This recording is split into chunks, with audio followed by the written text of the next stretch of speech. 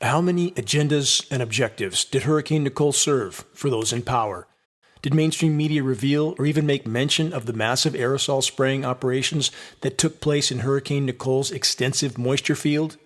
Short answer, no. All mainstream sources pretend atmospheric jet spraying operations are just our imagination. They tell us we're not actually seeing what we're actually seeing.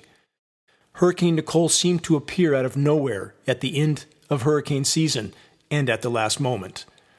Nicole didn't initially appear to have any recognizable features of an organized hurricane until just before it made landfall, when yet another so-called rapid intensification scenario took place.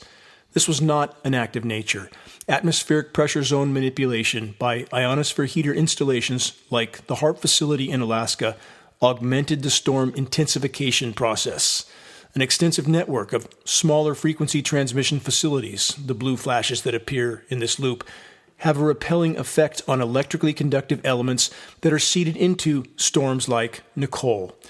Manipulate the elements, and you manipulate the air mass, and thus the storm.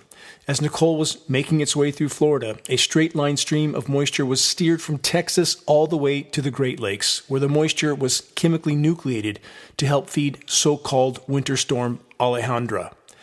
Short-duration bursts from a segment of the U.S. network of microwave frequency transmission facilities were utilized to nudge Nicole into a trajectory that allowed Nicole's moisture field to cover a maximum amount of land area in the southeastern U.S. Transmitters in Nicole's path were then de-energized, which allowed Nicole to scatter and migrate northward, eventually all the way into Canada.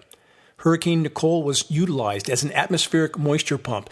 The storm's extensive moisture field was heavily seeded by climate engineering aerosol spraying operations.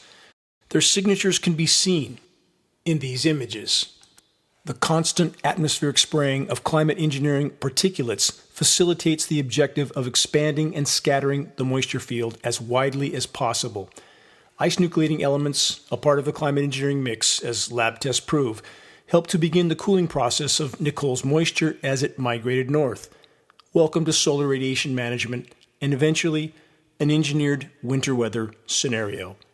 The now augmented cold surface layer created in regions of Canada is being pushed back to the south. Atmospheric pressure zone manipulation is, again, a part of the process.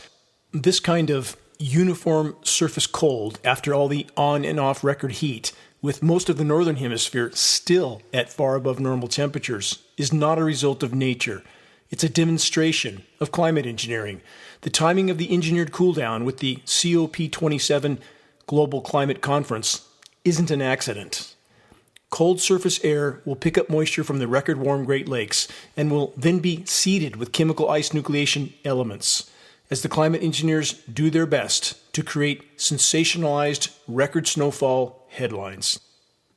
The Chinese were once more open about their practice of engineering winter, but now governments aggressively deny climate intervention operations and engineered winter events for obvious reasons.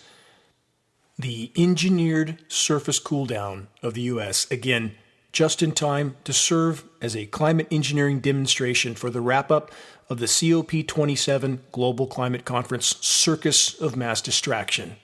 The engineered surface cooldown in the U.S. will soon erode back to above normal temperatures, with the exception of the constantly kept cool Northeast.